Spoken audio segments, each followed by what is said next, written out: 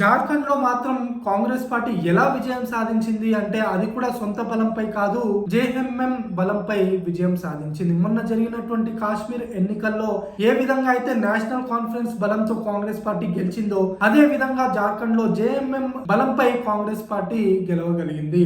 జార్ఖండ్ ఎన్నికల్లో రాహుల్ గాంధీ కేవలం పరిమితమైనటువంటి ప్రచారానికి మాత్రమే వెళ్లారు. అది కూడా కేవలం కాంగ్రెస్ అభ్యర్థులు ఉన్న చోట మాత్రమే ప్రచారం చేశారు. దీనిపై కూడా జేఎంఎం విమర్శిస్తుంది. పోనీ కేరళలోనైనా పెద్దగా విజయాలను నమోదు చేసిందా కాంగ్రెస్ పార్టీ అంటే అది లేదు. పినరాయి విజయన్ పై తీవ్ర వ్యతిరేకత ఉందని చాలా ప్రచారం చేశారు. అయినా కూడా పెద్దగా అక్కడ లాభం పొందలేకపోయారు. వయనాడు ముందు నుంచి కూడా వారి స్థానమే, మళ్ళీ ఆ స్థానాన్ని తిరిగి నిలబెట్టుకున్నారు. పాలక్కాడ్ కూడా వాళ్ళ స్థానమే, దాన్ని కూడా తిరిగి నిలబెట్టుకున్నారు. చిలకర అసెంబ్లీ నియోజకవర్గంలో మాత్రం సిపిఎం విజయం సాధించింది. అక్కడ మాత్రం కాంగ్రెస్ పార్టీ పెద్దగా ప్రభావం చూపలేకపోయింది.